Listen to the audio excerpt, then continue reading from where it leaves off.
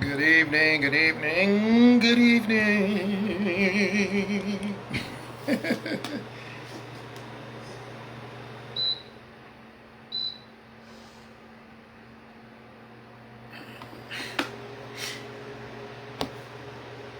Gotta get a little air blowing in here. It's a warm evening. We'll kick off here in a moment. You can see the description of what we're going to discuss tonight. It just so happens that what we're discussing tonight so happens to be me. So this should be interesting for me. Hopefully interesting to you. You know me, I don't delay and wait, come in the room, and we'll get started once so many people come. And I just like to kick off at the time I prescribe to kick off. So we shall do that in a few seconds here. If you have any questions, pose them. Obviously, be mindful that what you type in, others see. So as probing as you may want to be, recognize I'm not going to answer some things depending on the level of privacy to me, whatever that particular question may be. But that being said, it's 9 o'clock. And so I'm going to, as always, kick off this once I'm done. It gets saved on to my Facebook page, and so I don't have to delay and all of that.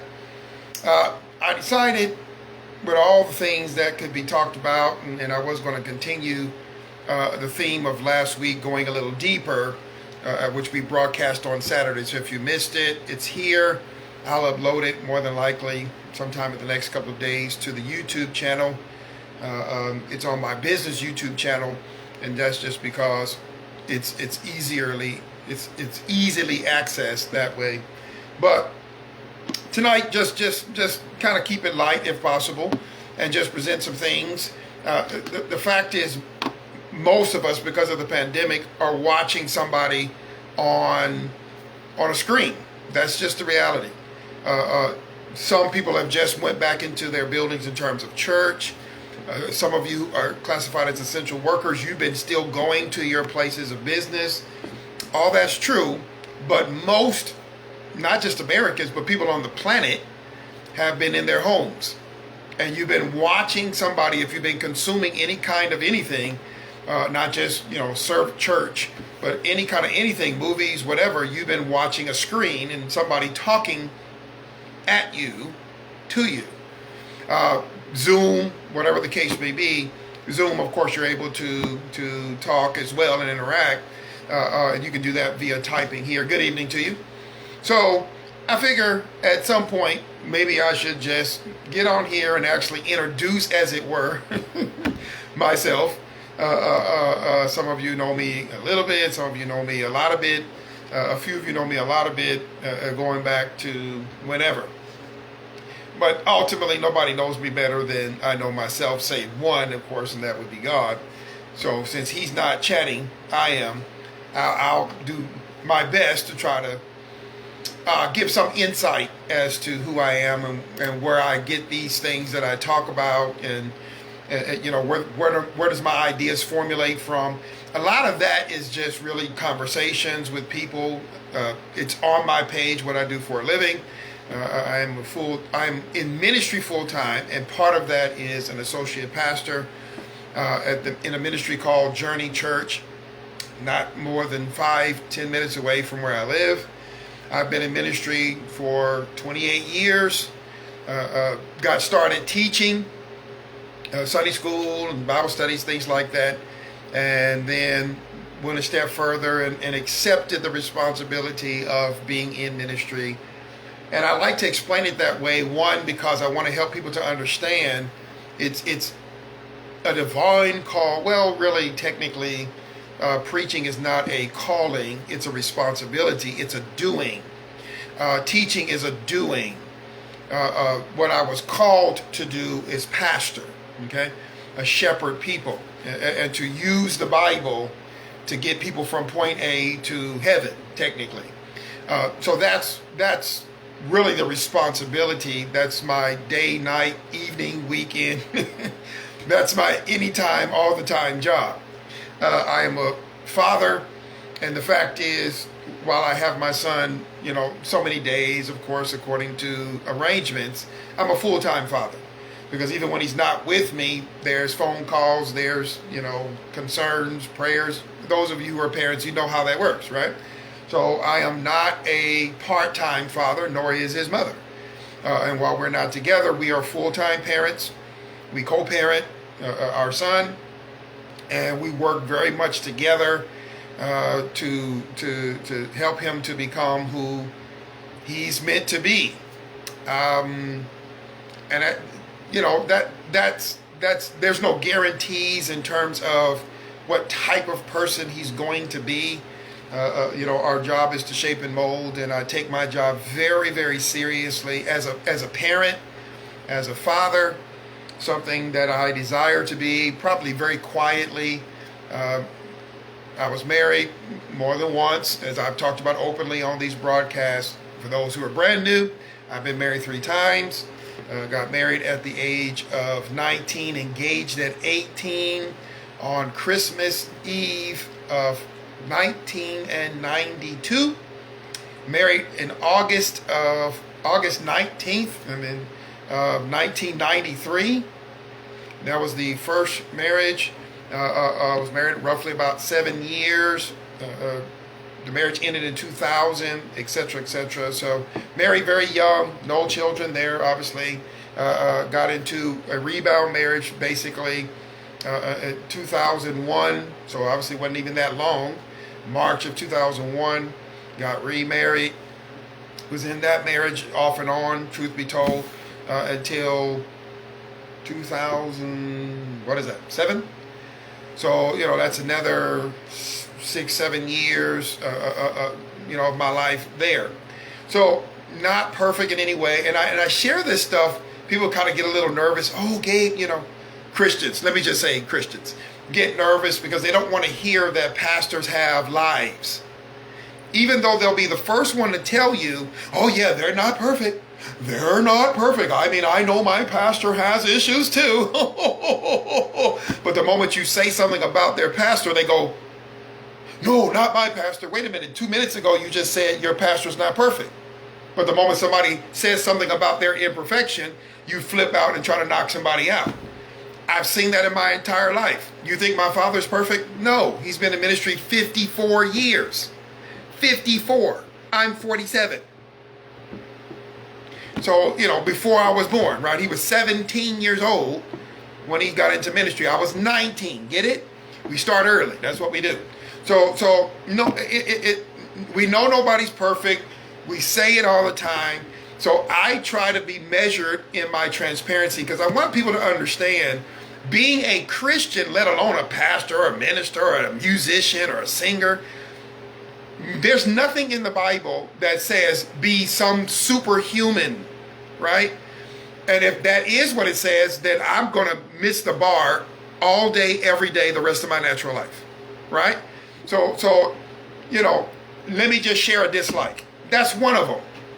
And it's probably my main one.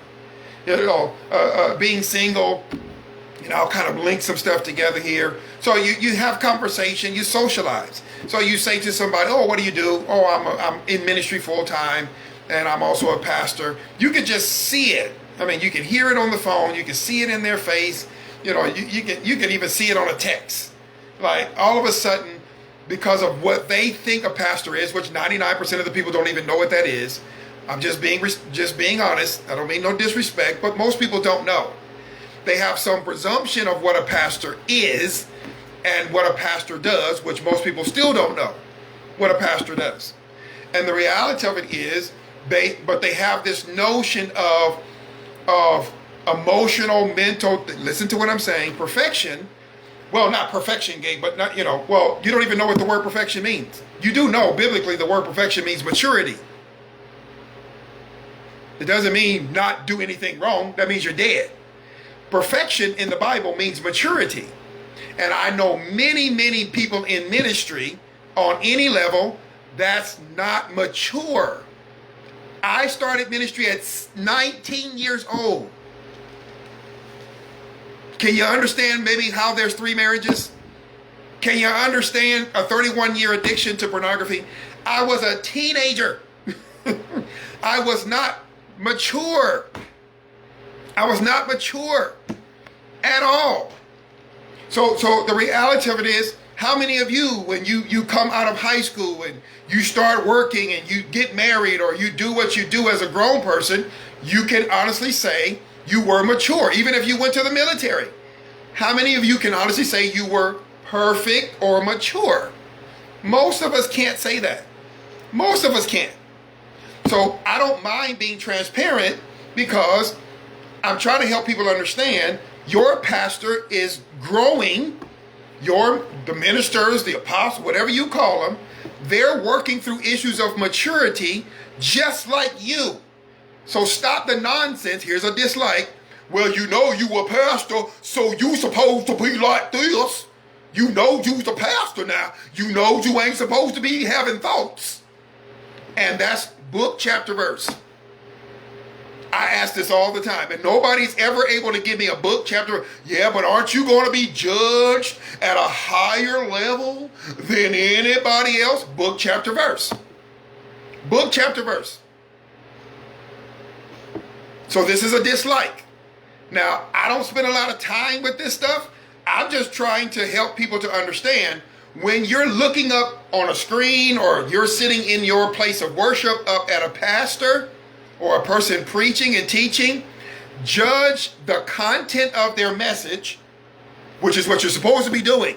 Stop worrying about, are they wearing a suit, a pair of jeans, is his hair combed, is she blah, blah, blah. Pay attention to what they're saying. And then in terms of your socializing or your interaction with them, what manner of person are they? Are they mature or immature? Because there are people who are excellent in their delivery, even have great content, but they're emotionally, mentally immature. Immature. And so I don't understand why people don't get that, because you can be immature and be in the military and they help you to mature. You can be immature when you start working at McDonald's, and to some extent the responsibility of showing up to work and doing what you have to do is part of helping you to mature. You can go to college, school of higher learning. They help you to mature. But you can't do what I do for a living and be given room to mature. Trust me, I've been around this my entire life, and just be honest with yourself. Most of you, if you're thinking about it, we don't give people in ministry the room to mature. We don't.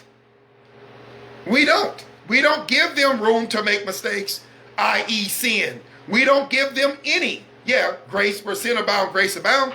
Yeah, but we don't give people who do what I do the room to mature.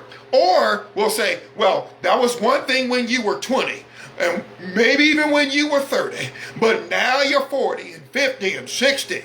And yet I know men 70, 80, 90 who are still struggling with maturity. Or they're just flat out jerks, or whatever the case may be. I have learned to accept that people are who and what they are, to the extent that that tells me what my responsibility is. For example, if you're in the nursing facility, in a nursing field, and a person, let's say he's 70, right? He walks in and he has a major health issue. Now, granted, as you're going through asking him questions and trying to understand his medical situation, you may begin to discover that the reason why he's sick is because he's not taking care of himself. And he's 70 years old. Now, what are you going to do? Kick him out of the hospital? No. What are you going to do? You're going to help the man according to your responsibilities. Yes, he's 70. Yes, he's got grandchildren.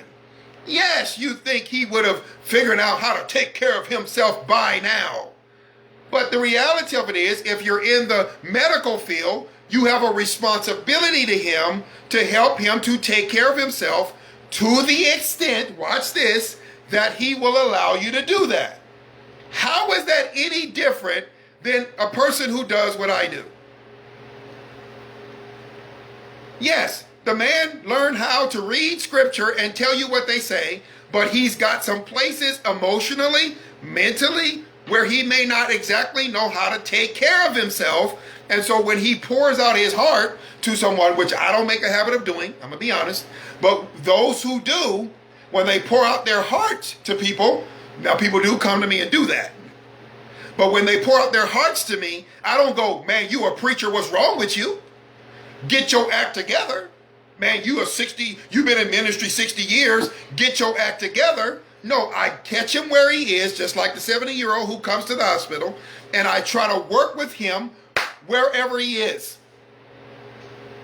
Wherever he is. Wherever she is. Let me not just say him.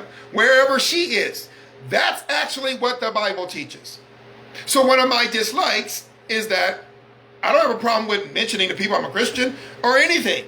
My problem is when people are not biblically literate, they think there's somehow some kind of standard that does not permit people like me and who do what I do to make mistakes.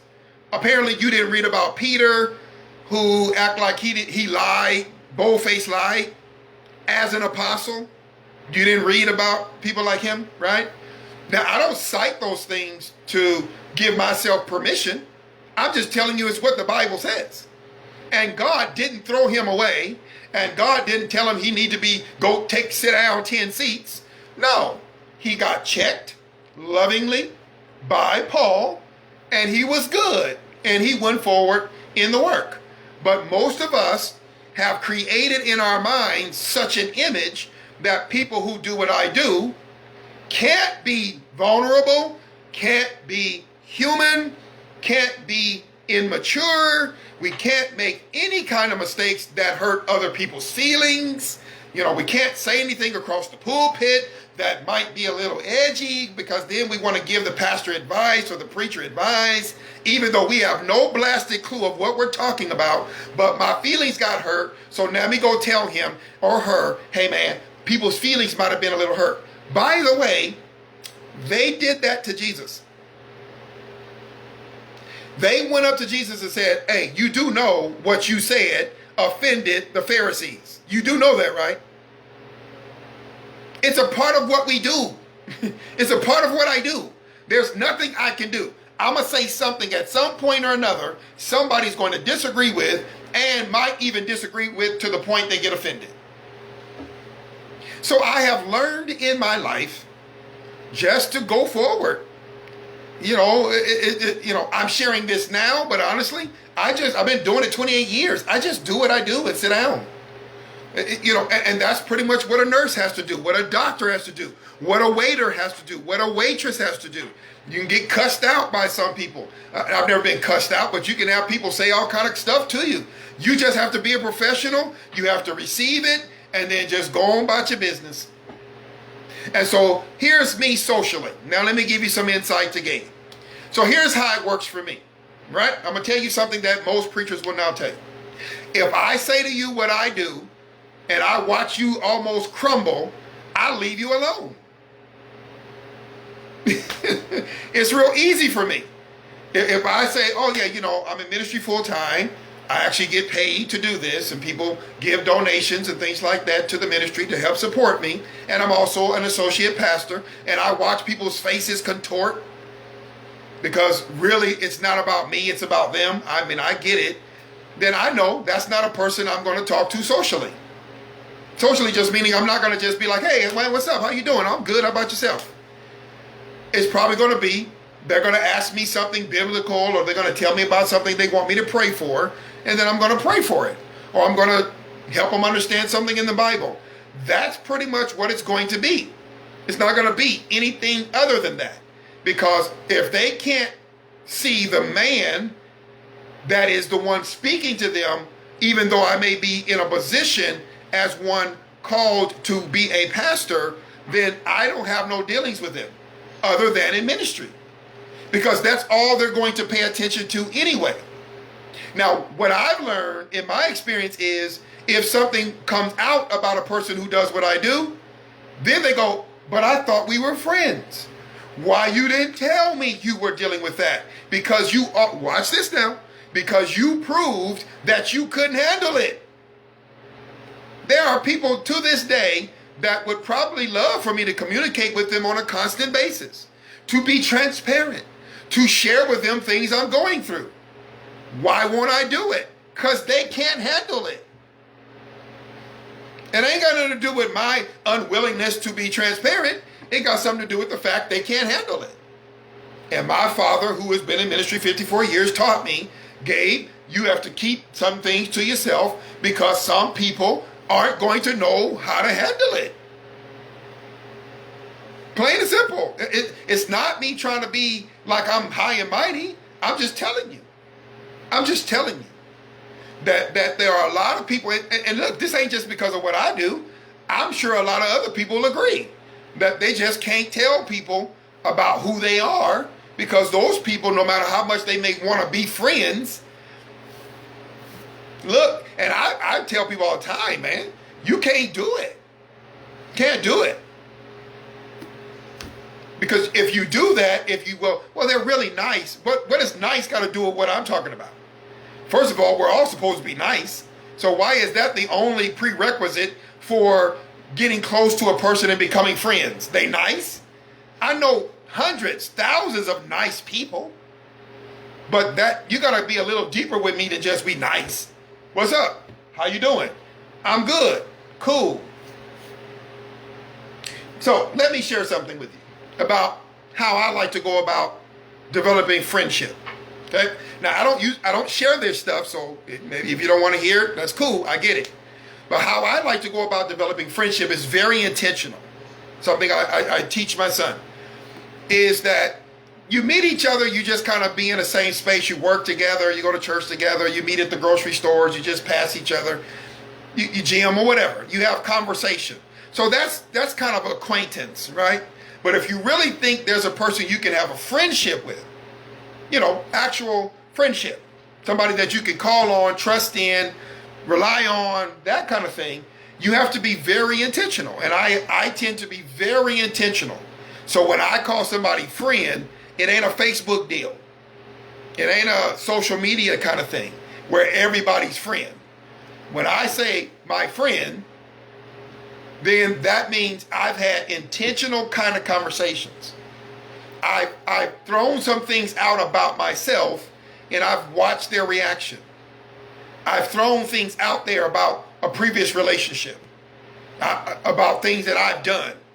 In particular, things I've done that people wouldn't associate with who I am. See where I'm going? And as I've already said, if they can't handle that, deuces. I'm just telling you. And I know everybody loves that transparency word. It ain't about transparency.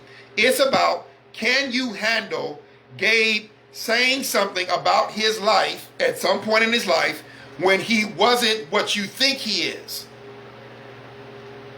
Or here's another one. I'll share some life philosophy, right? Get them every time. I'll share some view about raising children or about the LGBTQ community or about politics and I'll share something based on what I'm hearing, right? So for example, let's say I'm talking to a gentleman and he says to me, yeah, man, I love animals, man. And, I got 5 dogs and, blah, blah, blah. I'll go, you know what? I don't like dogs. Because I don't. Oh, no doubt, my brother. No doubt. So I don't like dogs. I got attacked by a dog. I got bit by a dog. I don't like dogs. I didn't grow up with dogs. Now I got a ton of stray dogs running around my neighborhood. Now, I'm not going out trying to do no harm to them. I'm not trying to do anything to them, but I don't like dogs. I did not have pets. My dad was absolutely, positively against it. As a matter of fact, I made the mistake in middle school out feeding a stray dog, and the darn dog followed me home. And I don't know if I ever told my dad it was me. But anyway, I fed the dog. I forgot what it was. I can't remember. It was a long time ago, 30 years ago. So I fed the dog. Of course, you're not supposed to do that. I fed the dog. The darn dog followed me home. And my dad went to town on that bad boy because that dog sat there and barked and barked and barked. I felt bad. I never confessed it was me until now. But it was my fault that dog got beat down. He didn't kill the dog, but he whooped that dog till that dog left. And it took a minute because that dog was like, shoot, I just had me some food. At some point around here, somebody got some food in here. I felt bad for the dog. I really did. A little dog too, little dog. So, but I'm not a pet lover. Now, so if I'm talking to the gentleman and he goes on and on, man, I got me a boxer, I got me a German Shepherd, and it was a German Shepherd that bit me. I will intentionally say, yeah, I got bit by a German Shepherd. I'm not really a dog lover. If they can't respect what I said, I'm not going to be talking to that person again socially. Get it? I'm not telling that person, don't stop liking dogs. But if they start trying to preach at me about dogs and something's wrong with me because I don't like dogs, trust me, me and that person will not be talking socially. Get it? So I'm able to begin to sift through people who will potentially be a decent friend. Now that's just an example. A decent friend, somebody that I could trust with things more serious, because if you can't handle that, then how you going to handle if I have to tell you about something going on in my family? How you going to handle that? I'm not saying you have to agree with everything I'm saying. I'm saying you have to respect that I'm coming from a different space. I got certain rules about my house. Number one, I dislike when people show up unannounced. Do not show up to my house unannounced. Now, my parents, different. My parents, you can just show up. You don't have to call ahead. But me, you got to call ahead. You got to let me know you thinking about coming, and then let me sign off on that. Don't show up to my house unannounced. Period. I'm not going to cuss you out. I'm just going to step outside, close my door, and we're going to have a conversation. And you just take it from there. It's not going to be pleasant, but I don't like people showing up to my house unannounced. I don't. I ain't even got to get into no reasons. I don't have to. I pay my rent. Don't show up to my house unannounced. And anybody who knows me and we have a respect for each other, they know don't come to my house unannounced. Period. Now, if somebody can't respect that, hey, we probably won't be friends. It's real simple for me. The same thing with them. Don't walk into my kitchen. Don't go into my refrigerator. On and on and on and on. I got some things that I hold for my home, for my life. Here's another one. And I know this is going to get a little tough now. As a man who is not young, I'm not young, but I'm not technically old. Obviously, my parents are very much alive. Thank God. Keep my father in prayer. He went through a medical procedure today. But, my parents are alive, so I can't say I'm old. Doesn't work. But I'm also not young. I got a 30-year-old niece, 27-year-old nephew, 11-year-old son. So I'm not old or young. I'm not midlife either, because I don't think I'm going to live to be 100, 95 or whatever that is, 98. So the reality of it is I'm kind of somewhere in between, but I have a real serious dislike of when people who are older than me feel the need to talk down to me. Can't socially speaking, and really even in terms of what I do for a living, I don't do well with that. I'm just being honest. And I'm not even praying that the Lord remove that. No, stop talking to me like I'm a child. What is it so hard to see? I got more gray hair than some people I know who are 60. And this is on purpose, by the way. The reason why I don't dye this is because I want to help people who are older than me, sometimes just a few years older than me, to understand, don't talk down to me. Let me give you an example that I run into from time to time. So I'll go, yeah, my son is not feeling well. Yeah, it's his allergies. Well, Gabe, what you need to do, hold on. Wait a minute. Bag that train up. And before people catch themselves, and I'm just going to be honest with you, 99% of the time, it's women.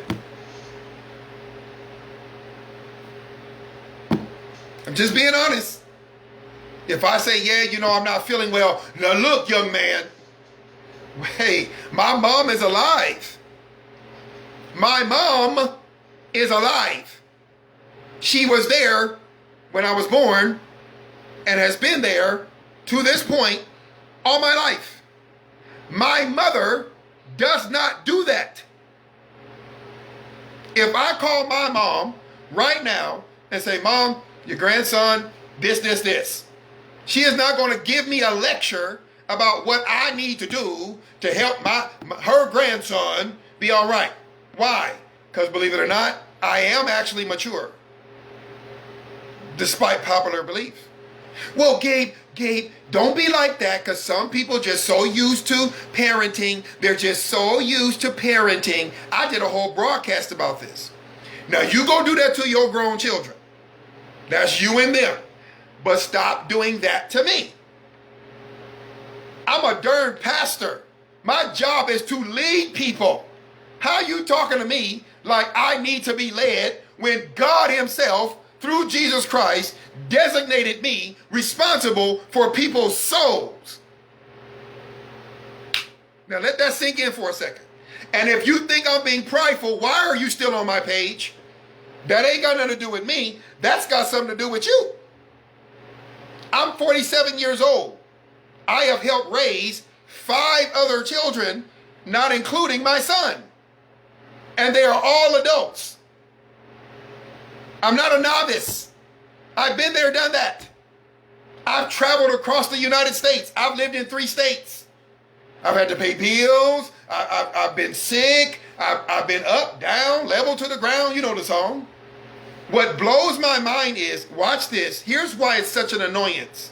Because the people who do that, who go right into trying to give me instructions, typically don't know me.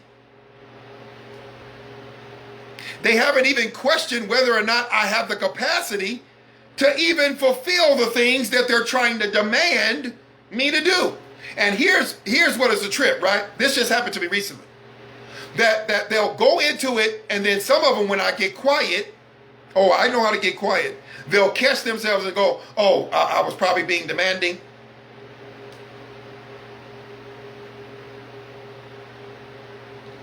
A little bit. A little bit. Do not tell me what to do when I didn't ask you.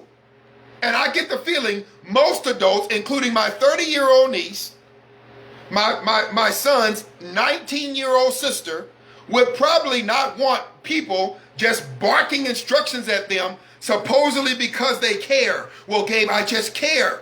Well, care enough to know who I am first before you start trying to tell me what to do about my own life that you don't even live in.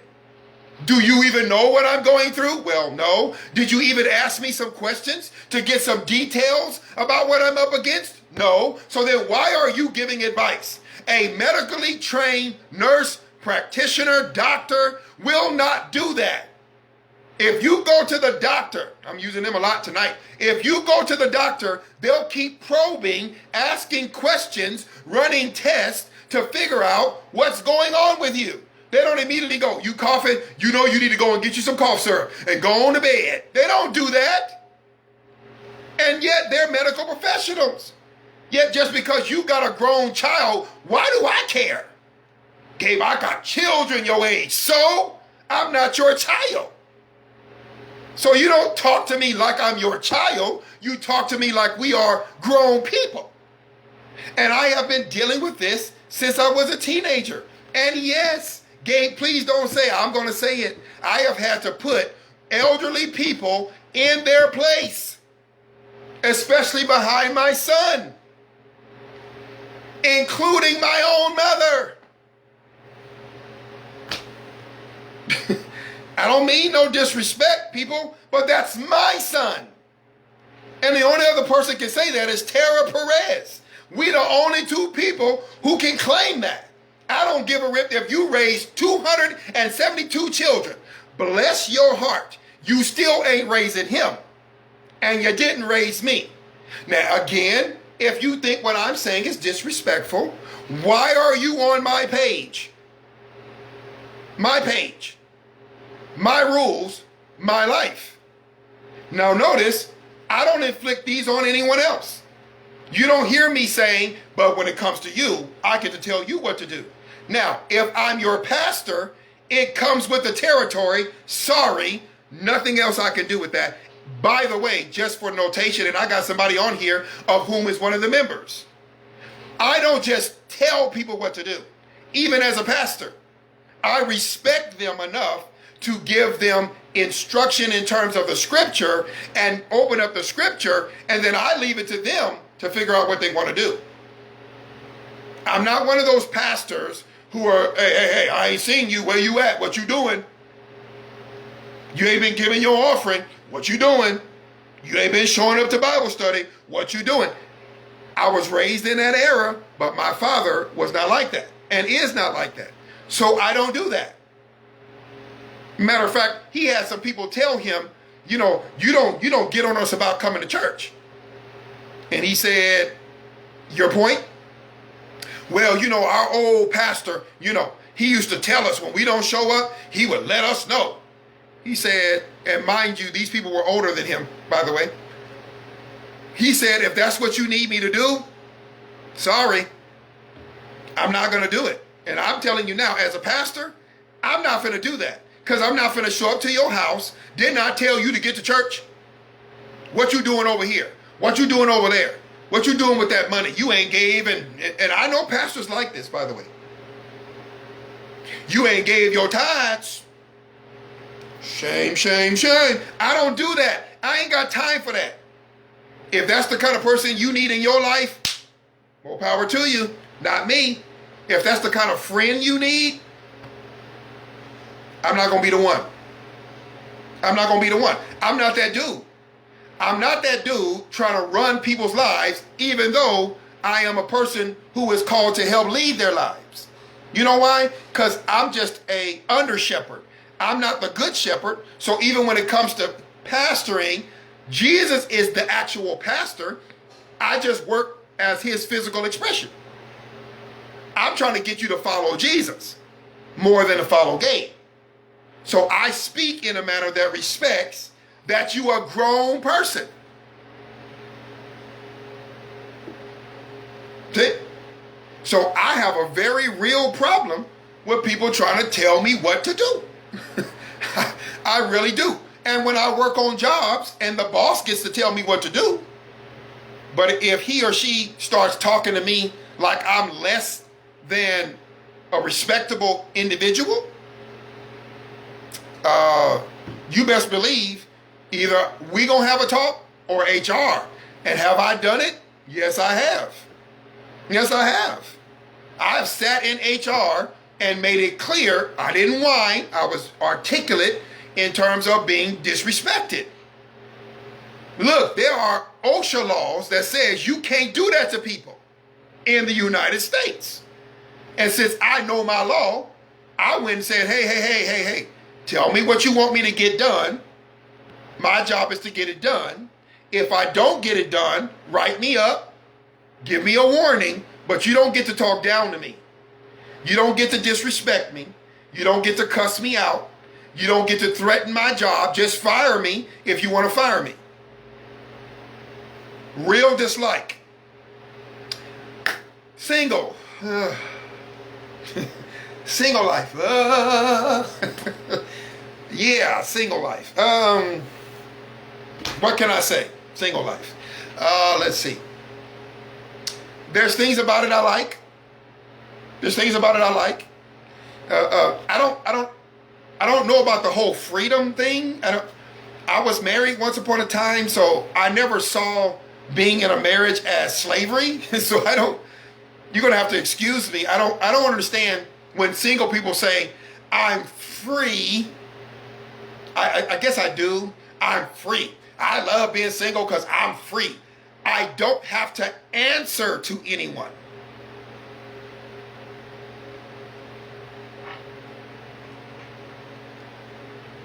I'll be honest, I never understood that.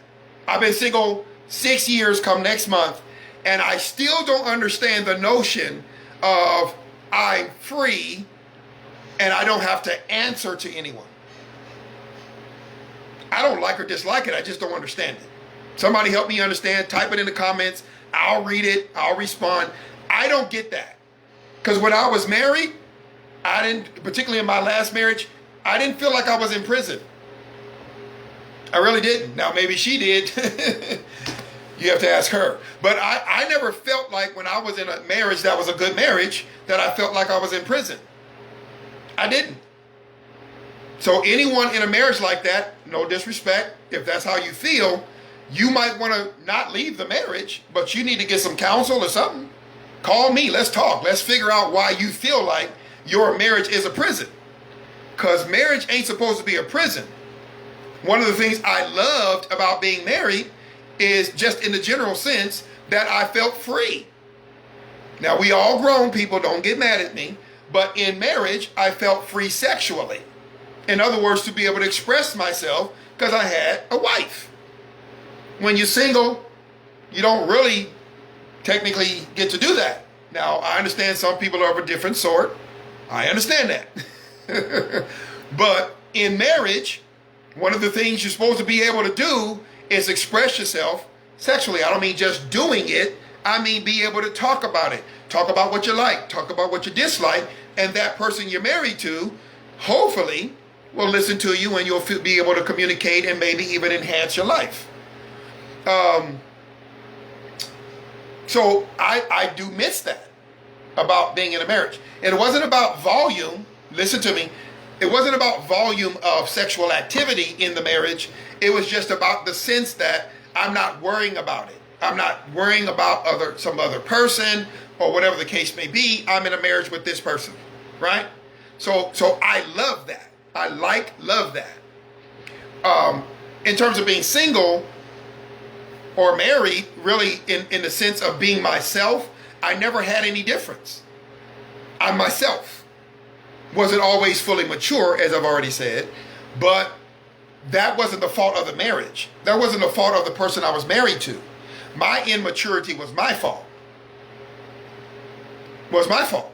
My immaturity, look, I know people are in some bad situations, and I'm not here to diminish that in any way. If you are in a relationship and you feel claustrophobic or you feel the person is being clingy or you can't trust them, hey, again, do something about that. But as far as I'm concerned, marriage to me, just in the general sense, you go, but Gabe, you're divorced. Yeah, I know. But in the general sense, marriage in general, great thing. Wonderful thing. Let me answer the question, Gabe. Do you ever see yourself getting married again? Yeah. Yeah. It's not a priority in my life now. But you have to understand something about me, which is what this is about, right? I don't look at single and married in terms of some sense of urgency either way. Let me do that again. Roll that back. I don't look at being single or married in the sense of urgency. And let me say this, ladies, respectfully. I'm a man. So I know I'm the pursuer. So technically, whenever I get ready to pursue, I just pursue. Prayerfully. But I just pursue. So like, I'm not all nervous. Is there going to be a good woman left in the world when the time comes that I feel like I'm ready to pursue?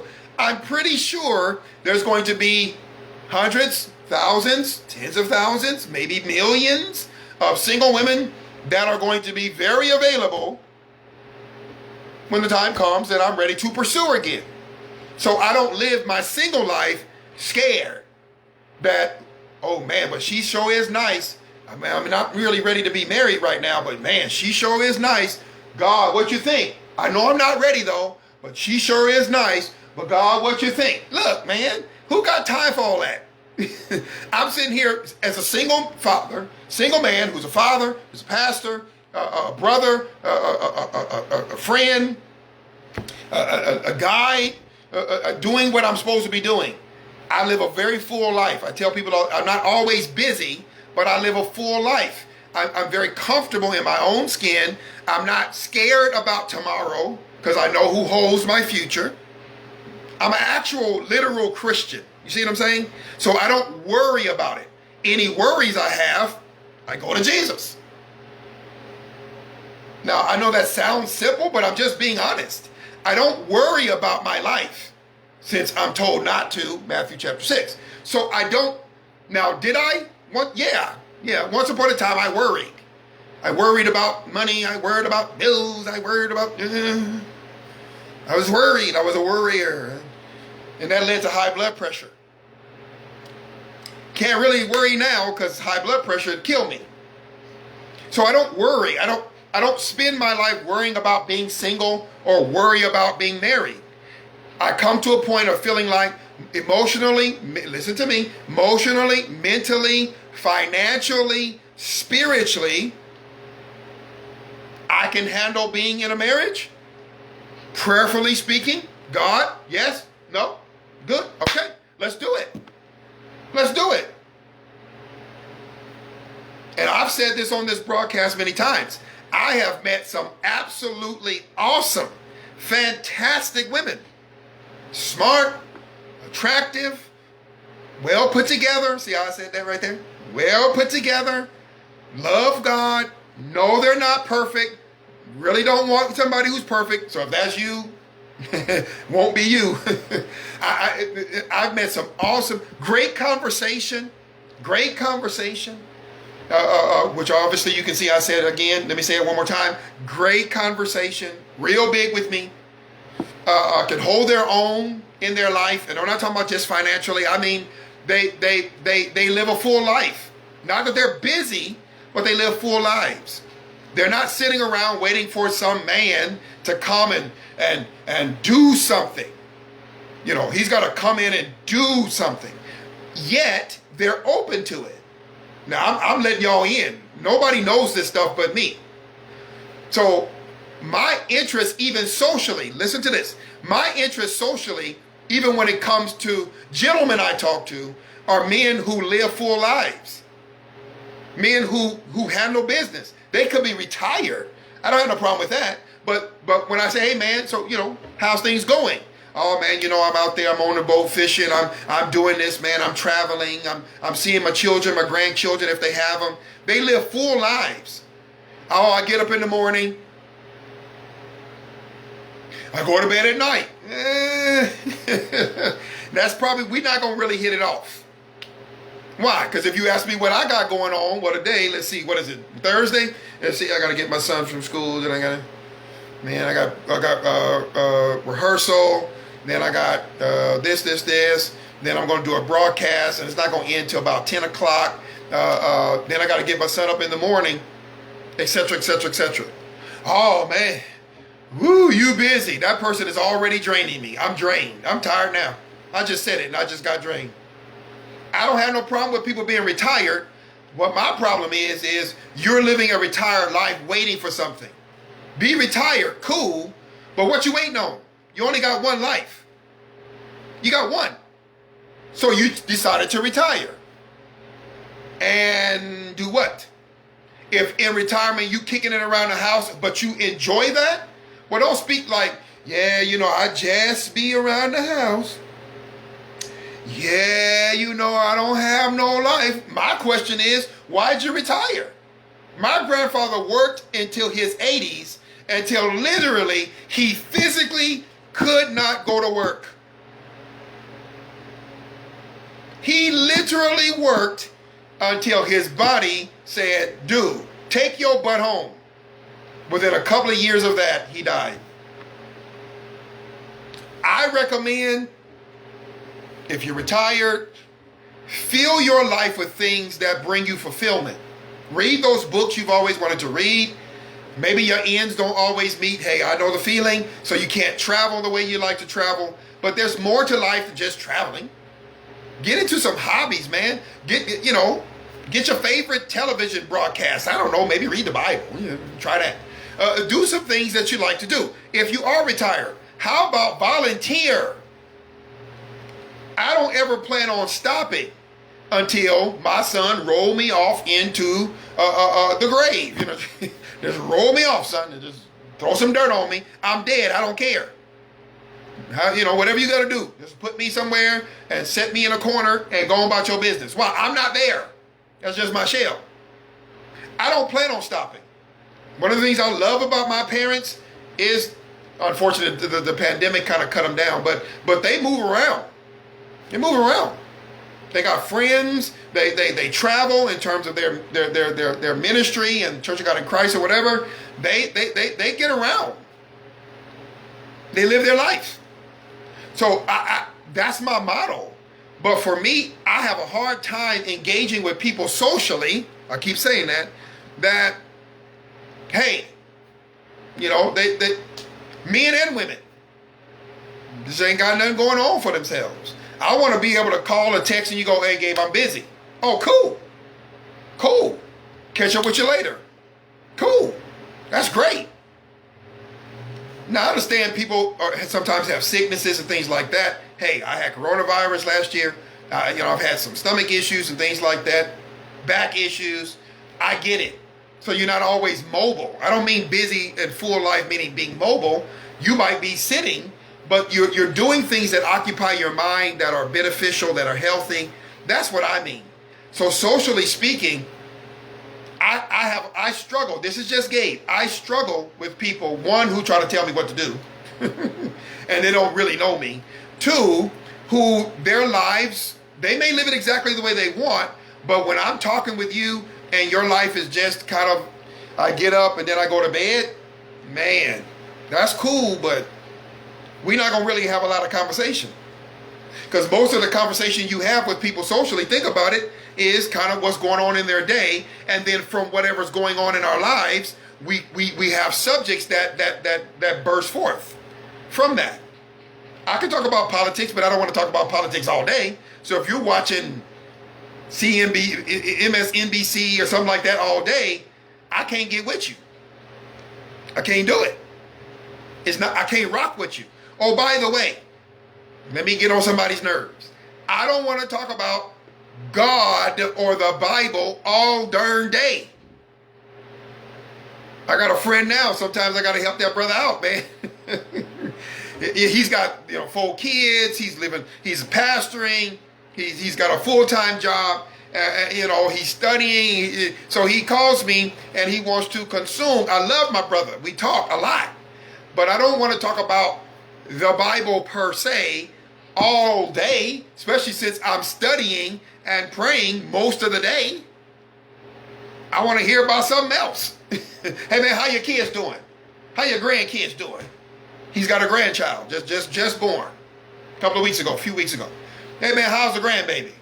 How's your daughter doing? I want to talk about other subjects. I don't watch a lot of sports these days, but what's going on in sports? What's going on in the financial markets? Let's talk about something else. It gets on my everlasting nerve when I post something on Facebook, since that's where we at, and somebody, bless their hearts, gets on my post. I don't see no scriptures, Pastor Gabe.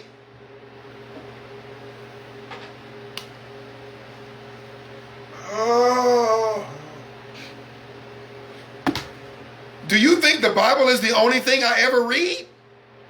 I read articles. I post things about the pandemic over the last year. I have other subjects that are of interest. So you're probably not going to hear from me if all we ever talk about is the Bible, the Bible, the Bible. That means you don't actually understand the Bible. You don't understand how the Bible is applied, so all you ever say is Bible, Bible, Bible, Bible. I can actually be talking to you and mention scripture throughout the entire conversation, and we never stop and go into a Bible study. We're just talking about life, And my brother Nate knows this, and a proverb will come up in a minute. And we keep on talking. Yes, you know this, yeah, because you know the Bible says. And we just, yep, and keep rolling. That's what I'm talking. I don't have a problem with you mentioning scripture, but if the whole conversation, if you want to have a Bible study, then just let me know, and then we'll study scripture. I'm cool with that. But if you want to have a conversation and the Bible comes up, that's natural. That feels more natural to me.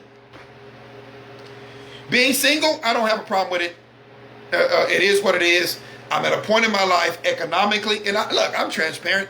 I'm at a point in my life economically, or Psalms, no doubt. I'm at a point economically, I don't feel like I'm in a position, especially at my age, to be able to properly, hear that word, ladies? Properly support a wife. Now, before you try to convince me otherwise, remember what I said 20 minutes ago. If you don't know what my economic situation is, don't try to convince me against what I just said. Please don't, because you're going to be the person I stop talking to. You don't know what my money is, so don't try to tell me otherwise. The reality of it is, economically, having been married before, I have a pretty good idea of what kind of money I need to make to be able to support my wife in accord, watch this, to how I was raised. Which is why you can't tell me nothing unless you know how my parents raised me. I don't understand why people don't get this. You're not my parent. So you don't know how I was raised and the responsibility that I take on as a husband. Don't try to tell me, well, Gabe, just find a woman who wants to support you too. That's good for you. Be that kind of woman. That's on you. That's you. Do you, boo? That's not where I come from. Now, I have been in relationships where the woman made more money than me. Don't turn this into that, because that's not what I said. I have no problem with a woman making more money at all. That's not what I said. Me providing a living that we both can be able to enjoy is what I was raised to do. So until I'm in a position to do that, I am not going to get into a long-term exclusive, hear me, long-term exclusive dating / engagement / marriage until I'm in a position to do that. Now, am I making moves and things to do that? Yes. Do I have a timetable? Yes. Am I going to tell you? No. But I know where I want to be able to properly, and proper is obviously my own definition, to be able to care for a wife and to be able to do for her. So when she says, I don't feel like cooking, babe, cool, I got you. Or, you know what, I need to get away. Got you. We got it. Let's do this. I want to be I'm almost 50 years old. I want to be in an economic space that when my wife comes and says to me as her husband, hey, babe, I want to be able to do this, she's going to be able to say it knowing that I can produce it because that's what I want to be able to do. Do you understand? That's love right there. That's love. That's love. That's my expression. That's my ability. Don't give me this madness. Go talk to a 20-year-old and a 30-year-old with that stuff. Don't come at me talking about, Gabe, it ain't about the money. I wasn't raised in that generation. Leave me with that. Leave me. I was raised that a man provides. And if you keep trying to change that, that's why, ladies who are 35 and up, this is why you're struggling, because men were raised to take care of their homes, and now you're trying to change the rules, and those men don't know what to do with you. They don't know how to handle it. And you think that's being a male chauvinistic pig. No, this is how the man was raised. What do you want him to do? Deprogram himself to do what? Sit on the couch? Well, Gabe, why can't we do it together? Did you raise your sons to do it together? You know good and well you didn't. You raised your son to get his butt up off the couch, get out the bed, and go take care of business. That's what you taught your son to do. That's what you taught him to do. That's what my parents taught me to do. Don't go, well, Gabe, but it don't take all that. How you gonna deprogram that after you taught that? That's what that young man understands the expression of his very love is. It is to go work his butt off to bring that money home. And now you telling him, no, boo, let's just do it together. He don't know what to do. And you got a lot of men, not just young men, you got older men, just they don't know what to do. They are completely confused because now women are trying to say we equals in everything. So the brother like, what you need me to do anything? No, babe, I just want you to love me. Yeah, but I was taught that loving you is working hard and by the sweat of my brow so to provide for you. Well, I don't need that now. Well, then you don't need me. Let me just say something that's off topic.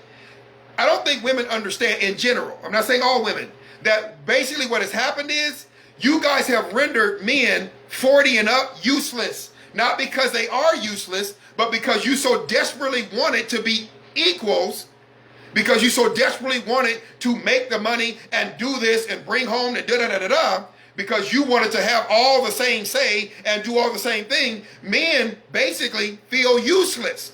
I know some men right now, including my own brother, who would get married. He's a good dude. He works hard. He's been on his job nearly 30 years. Christian, loves the Lord, so happens to be an assistant pastor, but that's neither here or there. But he's like, Gabe, I don't even know what to do with these women. He'll be 50 this year. He's like, I don't even know what to do. Like, I don't, most of these women are so independent, I don't know what to do. I don't blame him. I don't blame him. There are brothers who are in their 60s who have made the same kind of comments. They're retired. They don't make enough money on retirement because they're hearing women, oh, I want to go to Cancun and Jamaica and all of this. And this brother's looking at his pension going, I don't got no Jamaica money. I don't got no Cancun money. Okay, but it ain't all about that, but that's what you're saying though. That's what you're saying on your Facebook page, on your Instagram, Snapchat. That's what you're saying when you sitting across from him on a date. You telling him about all your travels. You telling him about how wonderful your life is as a single person. And that brother cannot compete with you. He can't compete. He can't compete. And you sitting there going, Gabe, is that why? Yeah, they can read. We know how to read. The last time I checked, I know how to read. I can see what you're saying, ladies. Oh, no, don't get me wrong. This ain't every lady. This ain't everyone. I've had some candid conversation with some ladies who said, Gabe, trust me, if a brother want to come pay these bills, hey, man, if he want to come pay these bills, Gabe, if he want to go deal with these bill collectors, if he want to go cut the grass, if he want to go out there and wash the car, put the gas in it, I'm tired. I'm tired. I'll be like, I heard you, sister, I heard you. And it ain't about her being disrespected. I understand what she means. She has been carrying the load. She's been carrying the load by herself. And she's beginning to, and now some of these ladies were feminists and all of that. Let me just be honest, for full disclosure. But having been single for 5, 10, 15, 20, 30 years, and having at one point in time being married and had a man who was doing that thing, now not to have it, they begin to realize, you know what, I don't mind a little equality, but bruh. And look, man, I'm just telling you how I am, and I'm gonna get out of here. I'm one of those dudes, and look, I'm saying this to people who know me. You can tell me if I'm wrong. My wife will come in, I'm studying, I gotta preach or something. Gabe, whenever you get a chance, take out the trash. This is how I was raised. So I'm not bragging on me, I'm bragging on my parents. I will literally stop mid-thought, get up, go get the trash, take the trash out. That's how I was raised. So understand, when you come at me talking about, Gabe, I don't need all that. What do you want me to do? I take my own trash out, stay single. Do your thing, be single. Let it be known, I do all my own things. Ain't that what the song said? buy my own this, do my own thing. Now I ain't meant to talk about that too long, so let me get on. Let me get on with this. Look, you guys know I'm anti-political. I'll deal with issues all day long, but I'm anti-political. How do I feel about getting older?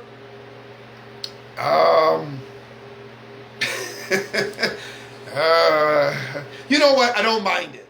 I don't mind it. Obviously, I let the grays come on out, and you know, there's a lot of gray up here, but I just don't let it grow. I don't mind it really. I don't mind it. I think I'm almost better as an older person than I was as a younger person. I really do. I think that being older fits me because I've always been called an old soul. You know, wise beyond my years, all that kind of crazy stuff. So older fits me. I know that's not everybody's story, but honestly, older fits me. It fits me. Now, I'm still a goofball, but older fits me. I feel comfortable as an older man as I'm getting older. I feel comfortable in my own skin. It's almost like I'm catching up to my truest self. So honestly, I don't have a problem, obviously, with gray hair. I do have a problem with reoccurring back pain and some knee pain. When I got to start putting on ointments, I got a problem with that. I'm not looking forward to having to put on glasses, even though I think I'll look stately. That's just me. Everybody wears glasses in my family, including my son. So I anticipate at some point I'll probably have to wear them. But I don't. Yeah, you know what I'm saying. So when I talk, I've always talked like this, by the way. So when I say something, and people go, okay, it seems like because I'm older, I get more respect for what I'm saying. I could have said it when I was 23. That's just me. But I get more respect as somebody who's got some grays. I get more respect as somebody who's older. You know what I'm saying? Oh, no doubt. No doubt. Experience, yeah. Wisdom over youth all day. I love being young. I could play ball for 4, 5, 6 hours, barely drink any water. That was me back in the day. I mean, I get on the court, and I don't care if it's 100 degrees. We doing this thing. Let's get it. I ran, jumped. Now I'm jogging. You know, but the best I'm doing is a nice little light jog. Matter of fact, I feel bad when I see the old dudes be going. I'll be... That's just me. Yeah, I'm one of those people, yeah, I'm youthful. You know, my pastor has probably got more energy than I do, be honest with you. It is what it is. He's going on 60 this year. That dude is just like boom, boom, boom, boom, boom, boom, boom. I'm way slower. I'm just slower, right? I'm going to be that old dude with a bunch of gray hair, you know, doing this all day. Pastor, let me ask you something. Yes, sir. Let me probe your wisdom. That's probably going to be me. It actually really is me already. But yeah, me getting older, I really don't have a problem with it. I don't yearn for my youth. I don't. And I don't have a problem with people who do. I know people 70, 80 years old can probably run circles around me. And I will applaud them all day. Go get them circles. Run them circles. Run them. I'll give them a hand. Run them circles. And I'm going to be sitting there walking. That's just me. Okay? And I used to be in great shape, you know, ironically. Not so much now, obviously. So I don't have a problem with getting older. Religion is probably pretty obvious at this point. Let's see what else I put on my list. My upbringing, obviously, I talk about it a lot. I absolutely adore my parents. I think they did as good a job with me as anyone could, honestly. Given I was quite manipulative and all that kind of stuff. Yeah, I was. But they caught me more often than not. For everything I got away with, I got caught most of the time. I just wasn't good at it. I still did it. I just wasn't good at it. Okay? You know, it is what it is. So no, I absolutely adore my parents. Love them dearly. Pray for my dad again. He had a procedure done. But yeah, I love my brother and sister to death. My sister and I, we are so close in personality. You know, so we keep the communication to a minimum. I love her though. That's my girl right there. My brother and I, we talk pretty much once a week, ministry-wise, but we also just shoot the breeze. I have gotten older. I'll make this my last thing. As I've gotten older, and I've said this before, what I'm so grateful for, and let me just be transparent. Let me be transparent. I never ultimately had male friends, right? As a person in ministry, and of course, the son of a pastor, you just have a lot of people that you interact with. It's just how it goes. But friends outside of my siblings, I can't really say in my younger years, even in ministry, that I have flat out friends. People that I wanted to be friends with, pastors and things. I made the efforts. Life happened, whatever, moved away. Don't keep up with them now. One gentleman in particular, but I won't say his name, that I really thought we clicked really well. He had some issues in his family. My second marriage fell apart, and we just went separate ways. I've seen him since then a few times, ministered at his church, but he lives in California. We don't talk, and I blame myself. For that. But great dude, really loves God, and he's my friend in truth. Then when I start getting older, I can name Lamar Henderson and others. David Hartfield, Bishop David Hartfield. These are people outside of my siblings, I really consider to be my friend. I'm getting to know brother Nate Jones well. And I don't want to keep calling names, but there's a few people at Journey Church that I've gotten to know fairly well. We talk fairly well, and I mean gentlemen in particular. I've always been friendly with people friendly with me. I've always got along very well with women. I didn't have any issues there. For the most part, I can sit and have long conversations with women, non-relational, just conversation. Men, not so much. And I tend to think that's probably more common, but I won't get into that. If you have sons, you could probably see that. I go out with the boys and all that, go out with the fellas. Never been my thing. Hoping to change that. I'm very, very much wanting to change that as I get older. Having an 11-year-old is a little odd for a 47-year-old. So I think that has its effects there. But really trying to be socially available to men is something that, and I know, we live in the day we live in, but I shouldn't even have to say that. Obviously, having been married 3 times, interested in women, but I'm interested in really having some good bona fide friendships with men that stand the test of time, that I could move, or they could move, or something happens and they feel like Gabe is somebody. Gabe, not pastor. Gabe is somebody that they can connect with. Women will do that. They'll call me. They'll text me, and not to ask me Bible questions. Just, hey, Gabe, how you doing? I'm good. On and on and on. And again, I take blame for that. So I really want to be better at that. I want to be better at that. I want to be able to build and forge very intentionally, as I told you earlier, relationships with men that are healthy, that are vibrant, that we can trust each other. There's levels of transparency there that are healthy. Not tell me all your business. I tell you all my business. No, I'm not for that either. But that's a hope, and that's a mission. I want to go into, if I get married again, I want to be able to have these healthy friendships that my then wife would be able to encourage, right? I want her to be able to say, hey, how is so-and-so doing? Because she could trust them because I do. You see what I'm saying? And really, my last little point here, that's really where you want to be in life. Whether you're single or married, you really want to have bona fide friendships. You want to have bona fide connections. You want to have bona fide relationships. People that are truly your friend. Ride or die and all that, I leave the phrases to people. But for me, that's one of the things not only do I like, but I want to have happen. That we communicate. And yeah, there may be times when we have to say something that's kind of tough and all of that kind of thing. I have a great friendship with my brother. I have a great friendship. I've been knowing David McGee for... Woo!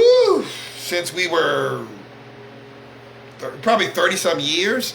He's 41. I'm 47. So we've been knowing each other for a long time.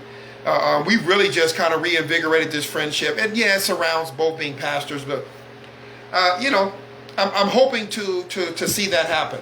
So that's something, that I'm hoping to see in my life, in my lifetime, and to have real viable friendships with men in the area, especially, that, we can go sit and have dinner and just chat about it. I've done that a few times, going out to lunch with my pastor, just shooting the breeze, talking, the music pastor. I'm just calling him pastor for the sake of it, but Tom, Daryl, we've sat. I've had great conversation with Nate, Nathan, Jason, on and on and on. So I've had some great man-to-man conversations, and I'm looking to develop more. I'm really looking to do that more, because I just really feel like, for me, just again, this is what this is about. It's a healthy thing, and so, because you can't really do life by yourself, and if you're doing life by yourself, you're not doing life well.